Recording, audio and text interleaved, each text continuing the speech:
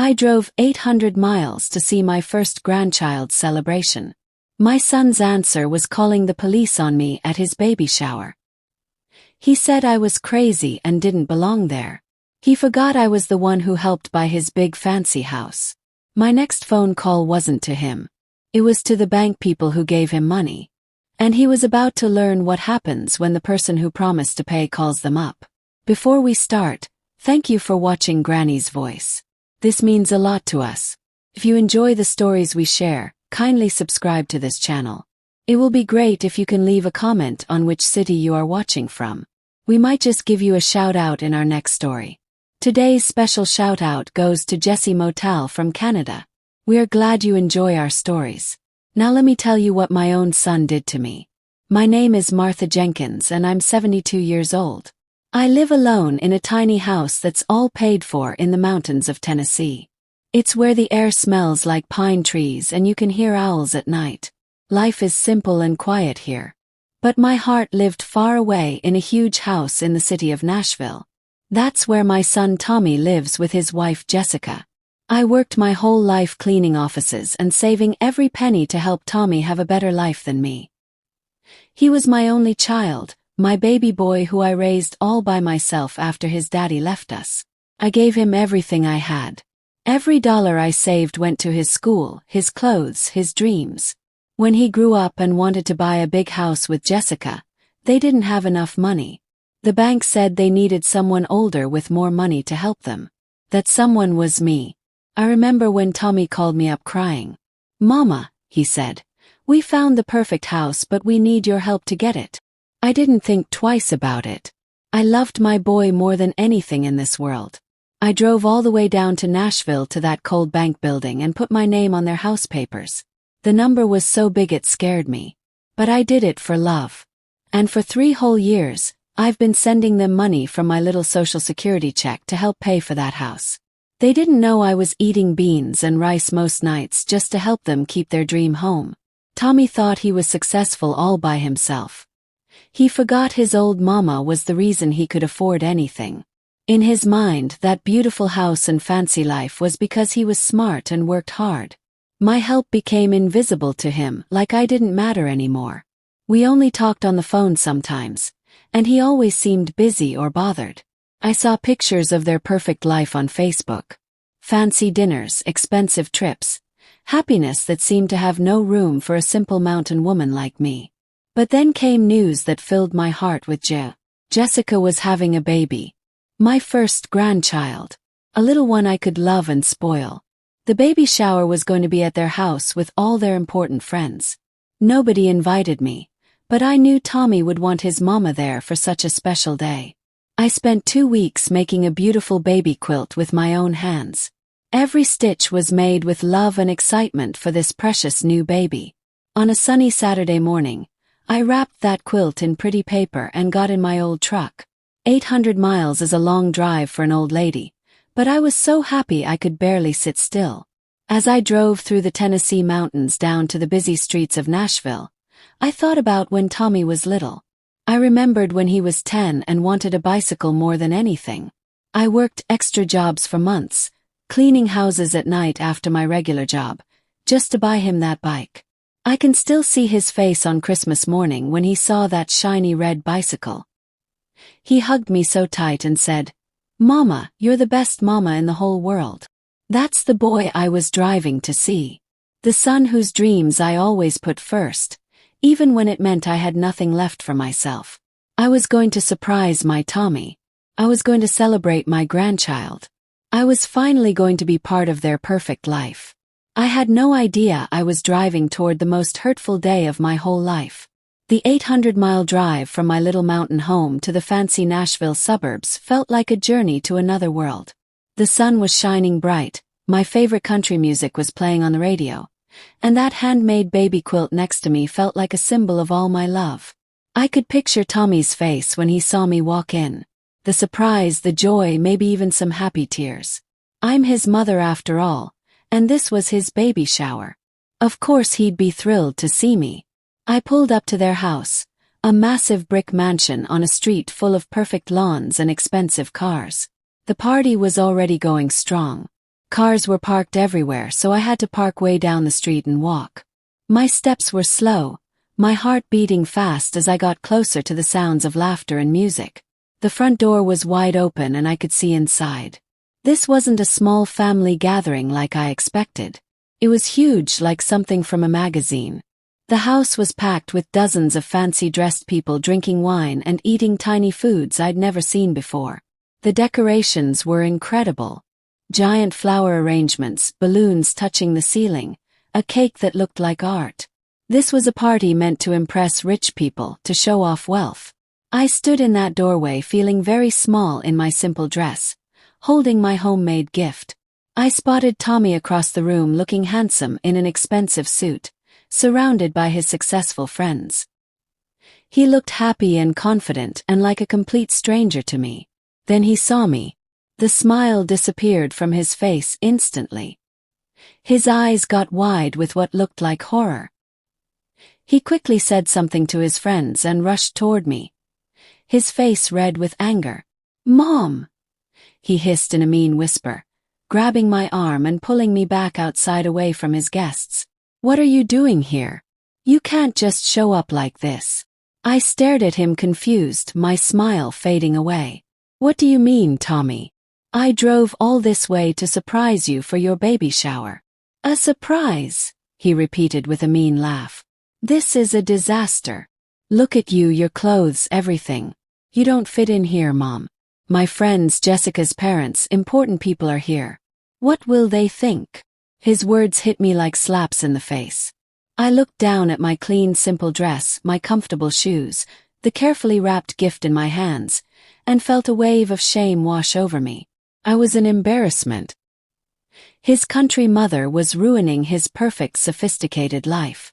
Jessica appeared beside him then, her face cold and angry. She looked at me like I was something dirty that got tracked in on someone's shoe. She didn't even say hello to me. She just looked at Tommy and said, "Handle this now." And my son, my baby boy who I raised and loved and sacrificed everything for, chose her.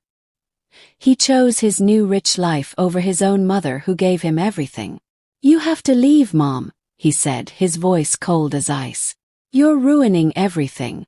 You're embarrassing us." He didn't even have to say more. He just nodded to a big man in a dark suit who was standing nearby. I realized this man was hired security for their fancy party. The guard stepped forward looking serious. "Ma'am," he said not meanly but firmly, "I need you to come with me." He took my arm and started walking me away from the house, away from the party, away from my own son. I was too shocked and heartbroken to fight. I was being escorted out of my own son's baby shower like I was a criminal. As he walked me down that long driveway past all those expensive cars, past all those fancy people who were now staring and whispering, I felt my whole world falling apart. My mind kept replaying every horrible moment. The disgusted look from one of Jessica's friends. Someone whispering, "Oh my God, is that his mother?" The satisfied look on Jessica's face as she watched from the porch, her hand on her pregnant belly, watching me get thrown out like garbage.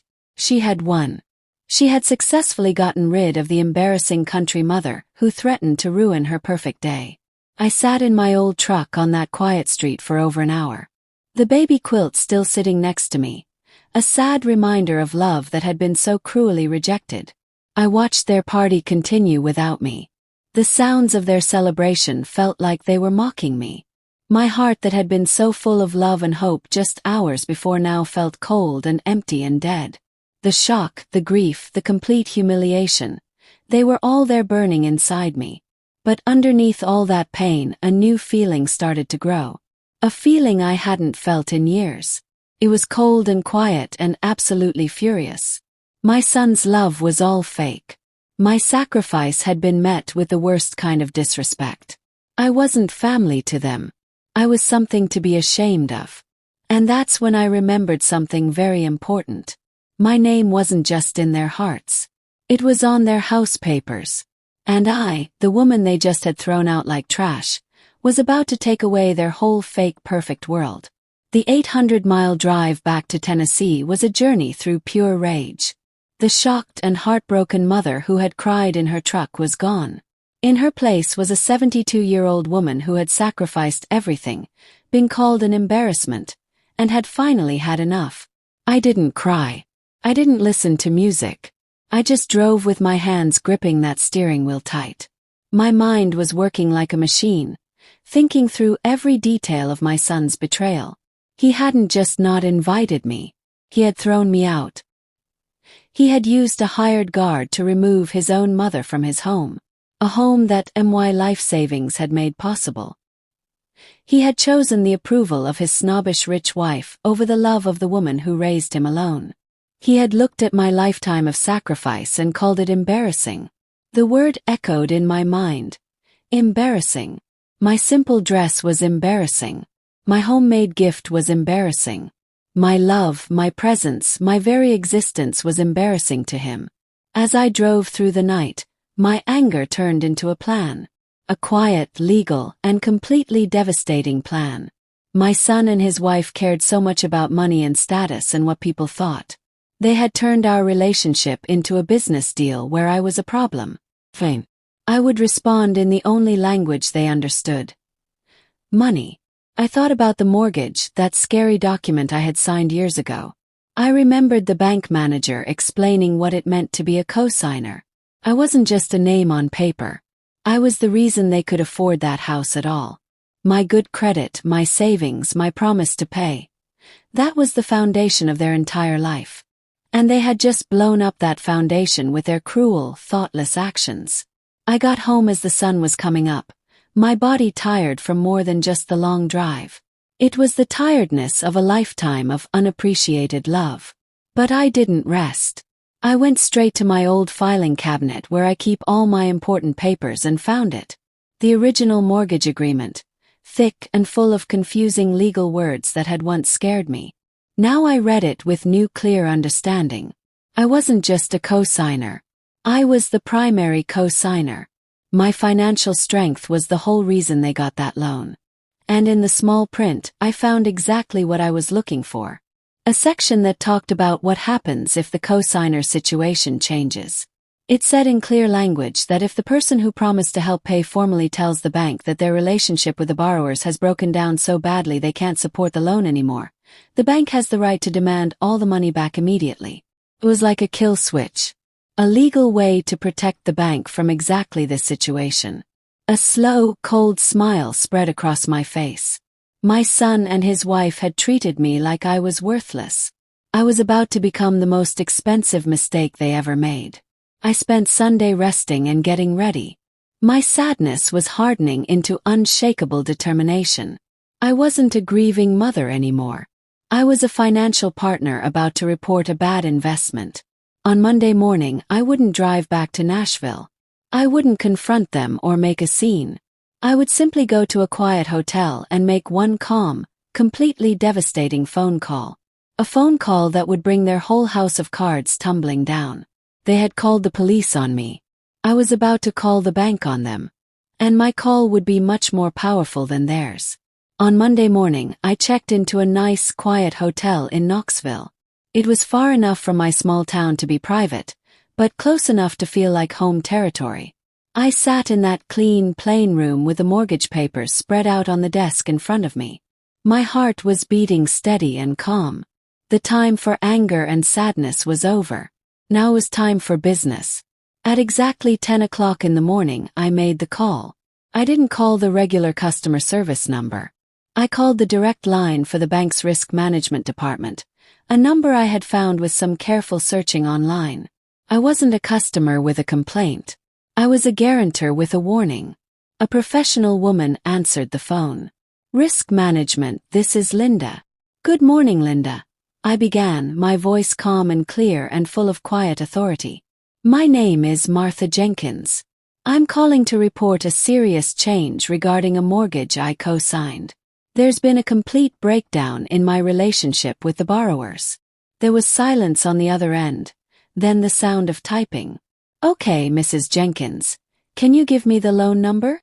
I read it right from the document in front of me. I gave her the Nashville address. I gave her all my personal information to prove who I was and that I had the legal right to make this call. "Yes, I have the account here, Mrs. Jenkins," she said, sounding more serious now. "What exactly is the problem?" "The problem, Linda," I replied, my voice as steady as a rock, "is that I am officially withdrawing my financial guarantee for this loan. There has been a complete and final breakdown in my relationship with my son and daughter-in-law. I can no longer promise to help pay for their house. I am officially reporting this loan as high risk for not being paid." The casual tone in her voice disappeared instantly, replaced by sharp professional attention. "That's a very serious statement, Mrs. Jenkins," she said, clearly surprised. "Can you give me more details?" "I can," I said. "This past Saturday, I was physically removed from my son's home by police at his request during his baby shower. He said my presence was embarrassing to him. I believe this shows our family relationship is completely broken, as outlined in the loan agreement. Furthermore," I added, my voice now like a piece of ice, "I have reason to believe their financial situation is much worse than they told you when they first applied. I can no longer be responsible for this risk." There was a long, heavy silence on the other end. I could almost hear her mind working, processing what this meant. A co-signer, the very person whose financial strength made the loan possible, wasn't just pulling out. She was actively warning the bank that the loan was dangerous. For any bank, this was like a fire alarm going off. "Thank you for this information, Mrs. Jenkins," Linda said finally, her voice now completely serious. "We'll be sending this to our legal department right away. A senior loan officer will contact you soon." I had done it. I had lit the fuse that would blow up their perfect world. I spent the rest of that day in my quiet hotel room. I ordered food from room service and watched old movies on TV. I didn't feel happy or triumphant. Not yet. I felt only a deep, tired sense that something necessary had been finished. I had just destroyed my own son's life with a single 10-minute phone call. It was a terrible thing to have to do, but it was the right thing. The call from the bank's legal department came the next morning. It was a man named Mr. Patterson, a senior vice president. His voice was low and serious. He asked me to tell my story again, which I did with the same calm, clear honesty. He asked me if my decision was final and couldn't be changed. I told him it absolutely was. "I understand," he said when I finished talking. "Thank you for being so honest with us, Mrs. Jenkins. This gives us a lot to think about. We'll be reviewing the loan and taking all necessary steps to protect the bank's money." I knew what that meant in bank language. Protecting their money meant using every legal tool they had to get their money back before they lost it all. My son and his wife, so comfortable in their beautiful, expensive house, had no idea that a financial tornado was heading straight for them. A tornado that I had created and sent their way. The bank moved fast and without mercy, like a shark that smells blood in the water. When a cosigner, the financial foundation of a huge loan, officially withdraws support and warns that the borrowers might not pay, banks don't wait around. It's their worst nightmare.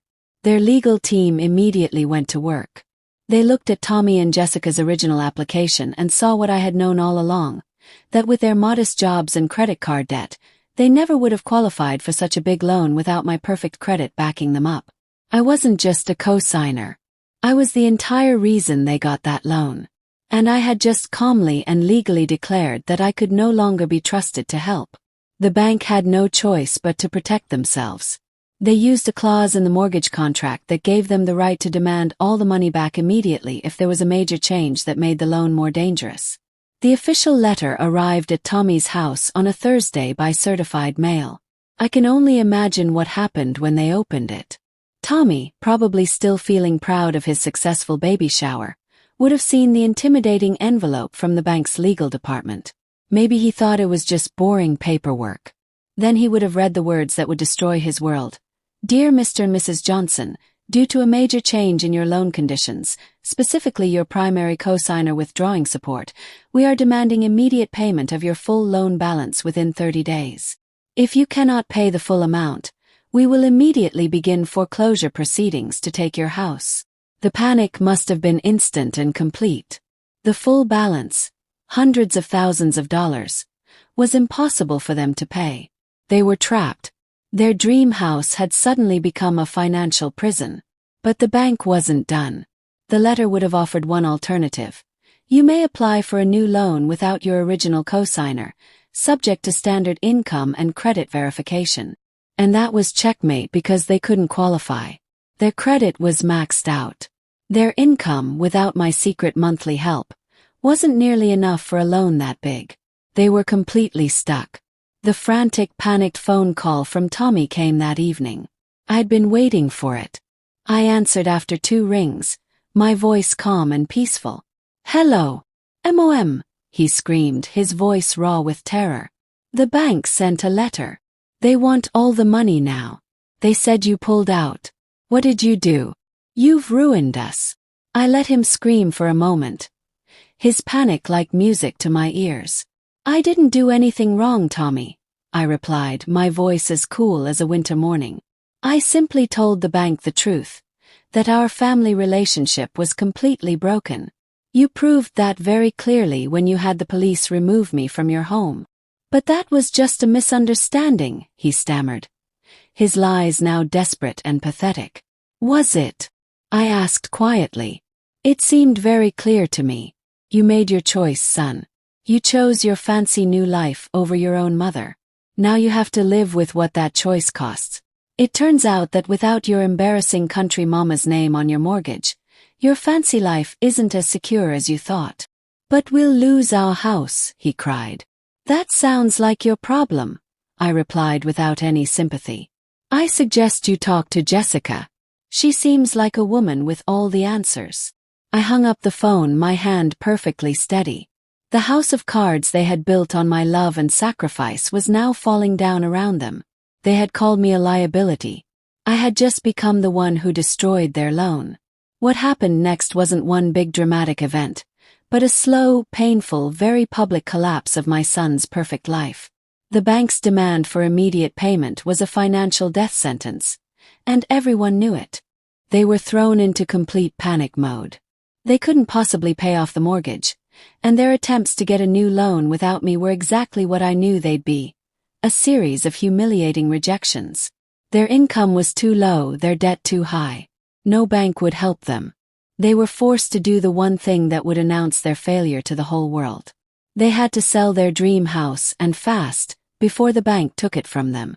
The beautiful big house in the exclusive Nashville suburb, the one that had been the stage for their social climbing, the one they had banned me from, now had a stark, ugly "for sale" sign on its perfect lawn.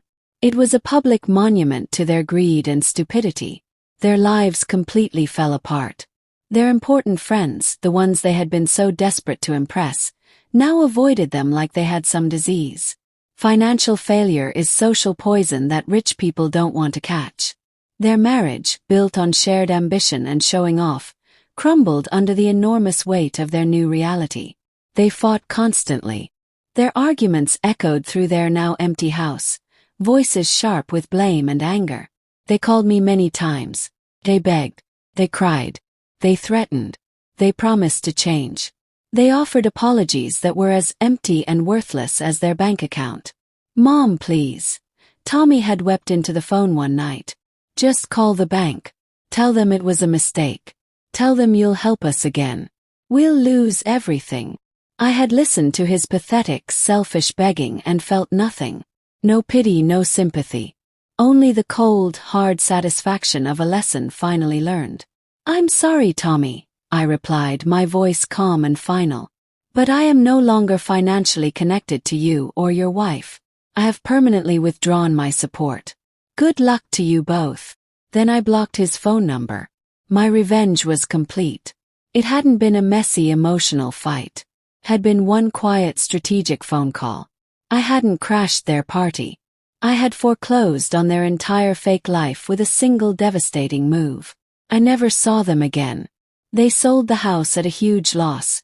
Their dreams of profit turned to dust. The last I heard, they had divorced, their partnership of greed unable to survive the harsh reality of consequences. And me. I stayed in my small, quiet home in the Tennessee mountains. My peace restored, my dignity reclaimed. My revenge wasn't in their destruction, but in my own quiet, unshakable strength. I had been called an embarrassment, treated like something shameful, a woman to be removed by police. But in the end, I was the one who held the real power. I was the one who proved that a mother's love, when betrayed, can become the most expensive lesson of all. They thought I was weak because I was old and simple and from the country. They thought my love made me powerless. They were wrong. My love had been their foundation, and when they broke it, everything they built came crashing down. I had given my son everything.